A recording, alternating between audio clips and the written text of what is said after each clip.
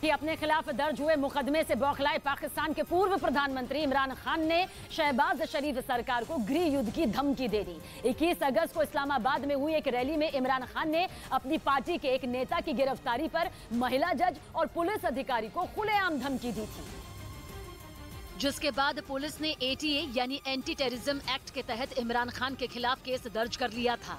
Case दर्ज होने के बाद इमरान खान पर गिरफ्तारी की तलवार लटकने लगी। इसी बात से बौखलाए इमरान ने शहबाज शरीफ सरकार और पाकिस्तानी सेना के खिलाफ जमकर हल्ला बोला। रावलपिंडी के लियाकत बाग में एक जनसभा को संबोधित करते हुए उन्होंने सीधे सीधे पाकिस्तान की सरकार को गृह युद्ध की धमकी दे डाली। उन्होंने कहा कि अगर पाकिस्तान की जनता सड़कों पर आ गई तो हालात श्रीलंका से भी बदतर हो जाएंगे। मतलब ये कि इमरान खान ने खुले तौर पर पाकिस्तान की शहबाज शरीफ सरकार को गृह युद्ध की धमकी दे दी और ये साफ कर दिया कि अगर उनकी गिरफ्तारी हुई तो पूरा पाकिस्तान जल उठेगा। और अगर ऐसा हुआ तो गंभीर आर्थिक संकट से गुजर रहे पाकिस्तान की हालत और पतली हो जाएगी। इमरान खान की गृह युद्ध की धमकियों के बाद उनकी पाकिस्तान तहरीक इंसाफ पार्टी के उपाध्यक्ष शाह महमूद कुरैशी ने भी शहबाज शरीफ की सरकार को चेतावनी दी। उन्होंने ये साफ किया कि अगर इमरान खान के खिलाफ कोई कार्रवाई की गई तो उसके गंभीर नतीजे होंगे। यही नहीं, इमरान खान की पार्टी के कार्यकर्ता राजधानी इस्लामाबाद की सड़कों पर उतरकर सरकार के खिलाफ प्रदर्शन भी कर रहे हैं। So people of Pakistan have decided that they need a revolution in this country and it will come. मतलब साफ है कि पाकिस्तान गृह युद्ध के मुहाने पर खड़ा है और एक छोटी सी चिंगारी से वहाँ बड़ा धमाका हो सकता है। क्योंकि इस वक्त पाकिस्तान में महंगाई से हाहाकार मचा है। डॉलर के मुकाबले पाकिस्तानी रुपया लगातार गोते खा रहा है। विदेशी मुद्रा भंडार खत्म होने की कगार पर है। पाकिस्तान के पास ना तो कर्ज चुकाने के पैसे हैं और ना ही दूसरे देशों से सामान आयात करने के। और अगर पाकिस्तान में गृह युद्ध छिड़ा तो उसे श्रीलंका बनने में देर नहीं लगेगी, जिससे निकल पाना शहबाज शरीफ सरकार के बूते से बाहर होगा। इमरान खान का ये भी आरोप है कि शहबाज शरीफ की सरकार ने उनके और उनकी पार्टी के नेताओं के खिलाफ साजिश रची।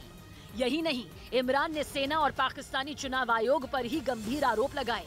उन्होंने आरोप लगाया कि सरकार के इशारे पर पाकिस्तान की सेना उन्हें लगातार धमकी दे रही है, जबकि पाकिस्तानी चुनाव आयोग उन्हें अयोग्य घोषित करने में जुटा है। हालांकि इस्लामाबाद हाई कोर्ट ने इमरान खान को बड़ी राहत देते हुए उनकी गिरफ्तारी पर 25 अगस्त तक रोक लगा दी है।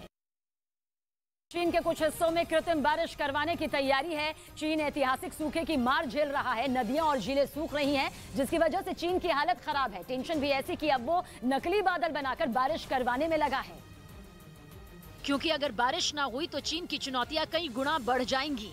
चीन की कोशिश यही है कि किसी भी कीमत पर जल्द से जल्द बादलों को बरसने पर मजबूर किया जा सके। इसलिए चीन में वैज्ञानिकों की टीमें गाड़ी में रॉकेट जैसे दिखने वाले कुछ उपकरण लेकर गांव-गांव घूम रहे हैं। बादलों की तलाश हो रही है। तकनीक का पूरा जोर लगाया जा रहा है।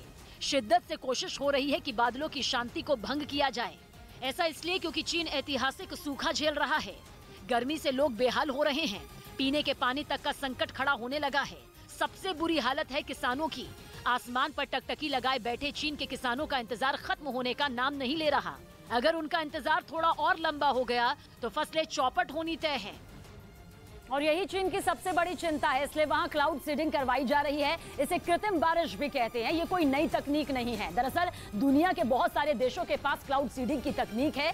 सीधा मतलब ये कि इस तकनीक की मदद से आसमान में मौजूद बादलों को बरसने पर मजबूर किया जाता है। आमतौर पर हर वक्त आसमान में बादल दिखाई देते ही हैं, लेकिन बरसते वो सिर्फ तभी हैं जब उनमें नमी बहुत ज्यादा भर जाए। इसके लिए वैज्ञानिक उन बादलों की पहचान करते हैं जिनमें कुछ नमी हो। फिर उन्हीं बादलों को टारगेट किया जाता है बारिश करवाने के लिए। मतलब ये कि उन बादलों में जमीन से रॉकेट की तरह कुछ सिल्वर आयोडाइड की ऐसी गोलियां भेजी जाती हैं जिनके जरिए बादलों में नमी बढ़ जाए। इसके अलावा सिल्वर आयोडाइड की वजह से वो बादल आसपास की हवा से भी नमी खींचकर सोखने लगते हैं। जैसे ही बादलों में वजन बढ़ता है वो बरसना शुरू कर देते हैं, यानी बारिश होने लगती है। बादलों में ये सिल्वर आयोडाइड डालने की कोशिश केवल जमीन से ही नहीं होती, प्लेन के जरिए भी बादलों के ऊपर से इन गोलियों को डाला जा सकता है। नतीजा एक जैसा ही होता है।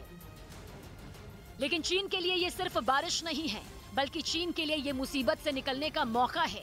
चीन की हालत जल बिन मछली जैसी है। बिना पानी के उसके कई प्रांत बेहाल हैं। दावा ये है कि चीन में इस बार की गर्मी ने पिछले 61 साल का रिकॉर्ड तोड़ दिया। कई जगहों पर भीषण गर्मी की वजह से खड़ी हुई फसलें भी मुरझा गईं। तो ज्यादातर नदियों और झीलों में पानी का स्तर आधा हो चुका है। दावा ये है कि सिचुआन प्रांत इस कदर बेहाल है कि वहाँ कारखाने तक बंद करने पड़े। वजह यह है कि अगर कारखानों ने पानी का इस्तेमाल कर दिया तो रिहायशी इलाकों में लोगों का जीना मुश्किल हो जाएगा। इसलिए पिछले पूरे हफ्ते वहाँ के कारखाने बंद रखे गए थे। ऊपर से बिना बारिश की वजह से गर्मी ने जीना मुश्किल कर दिया। तापमान लगातार 45 डिग्री के पार बना हुआ है। पहले भी तापमान इतना रहता था, लेकिन वो कुछ दिन होते थे जो मानसून से पहले के हुआ करते थे। अब तो 45 डिग्री वाले हफ्ते खत्म होने का नाम नहीं ले रहे। और चीन के लिए उससे भी बड़ा संकट यह है कि उसकी अर्थव्यवस्था पहले से बेहाल है। मतलब ये कि जब चीन में दुनिया को सबसे बड़े आर्थिक संकट की दस्तक सुनाई देने लगी थी, उसी वक्त कुदरत भी चीन के लिए दगाबाज हो गई, क्योंकि इस बार चीन की अर्थव्यवस्था बहुत बड़ी मंदी की चपेट में दिखाई देने लगी है। इसलिए चीन के सेंट्रल बैंक ने सालों बाद ब्याज दरों में कटौती का ऐलान किया। पिछले हफ्ते जब ब्याज दरें घटाई गई तो दुनिया को साफ संकेत चला गया कि चीन को बहुत बड़ी मंदी का डर सताने लगा है। ऊपर से चीन का रियल एस्टेट सेक्टर पहले से ही मंदी की मार झेल रहा है। बिल्डरों से लेकर खरीदारों तक, बैंकों से लेकर निवेशकों तक सब घुटनों पर आ चुके हैं। चीन में 24 साल तक के युवाओं की बेरोजगारी की दर 20% के करीब पहुंच गई है, जो इतिहास का अब तक का सबसे ऊंचा आंकड़ा है। मतलब इतनी ज्यादा बेरोजगारी वहां पहले कभी नहीं हुई थी। और जब चीन की हालत इतनी खस्ता है, उसी वक्त मौसम ने भी उसे बेहाल करने में कोई कोर कसर नहीं छोड़ी। हालांकि परेशानी केवल चीन की ही नहीं, गर्मी ने तो इस वक्त पूरी दुनिया की ही हालत खराब कर रखी है, जिसकी वजह क्लाइमेट चेंज को माना जा रहा है। भारत में भी कई नदियां ऐसी हैं जो सूख रही हैं। इसके अलावा इजराइल की प्यास बुझाने वाली कुछ बड़ी झीलें सूख चुकी हैं। इसका असर ये है कि वहाँ रिवर्स ओस्मोसिस तकनीक का पहले से ज्यादा इस्तेमाल होगा। ये वो तकनीक है जिसके जरिए समंदर के पानी से नमक को अलग करके उसे पीने लायक बनाया जाता है। लेकिन इसके लिए जो मशीनें चलती हैं वो ईंधन से चलती हैं। ज्यादा मशीनें चलाई गई तो प्रदूषण ज्यादा होगा। प्रदूषण ज्यादा हुआ तो नदियां और झीलें ज्यादा सूखेंगे। मतलब ये कि कुदरत का ऐसा चक्र जिसने इजराइल की हालत खराब कर दी। यूरोप की नदियां पहले ही सूखी हुई हैं। यूरोप को तो इस वक्त नदियों के रूट की जरूरत व्यापार के लिए भी थी, लेकिन गर्मी की वजह से नदियां सूख गई हैं और यूक्रेन की जंग के बीच नदियों ने भी यूरोप की अर्थव्यवस्था पर हथौड़ा चला दिया। यही हाल दुनिया के कई मुल्कों का है। क्लाइमेट चेंज का असर ये है कि कहीं बरसात बिल्कुल नहीं हो रही और कहीं बारिश थमने का नाम नहीं ले रही। घायल सतपाल सिंह इलाज के दौरान अस्पताल में शहीद हो गए। राजौरी में आर्मी कैंप पर हुए हमले में घायल जाबाज सतपाल सिंह को ऊधमपुर में सेना के अस्पताल में श्रद्धांजलि दी गई। शहीद सतपाल सिंह का पार्थिव शरीर ऊधमपुर से उनके घर राजस्थान के झुंझुनू ले जाया गया।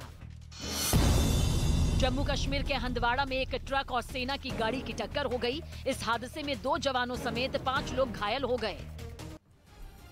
और बिहार के पूर्वी चंपारण में अरेराज कोर्ट परिसर के पास फायरिंग की घटना सामने आई है, जहां पर कोर्ट में काम करने वाले कर्मचारी संजय ठाकुर की गोली मारकर हत्या कर दी गई, जिसका सीसीटीवी सामने आया है। वीडियो में दिखा कि नीले रंग की शर्ट पहने संजय ठाकुर जब बस से उतरकर अपने ऑफिस की तरफ बढ़े तो उनके ठीक पीछे एक बदमाश भी चल पड़ा। लाल गमछा लपेटे बदमाश दिन दहाड़े गोली मारकर फरार हो गया।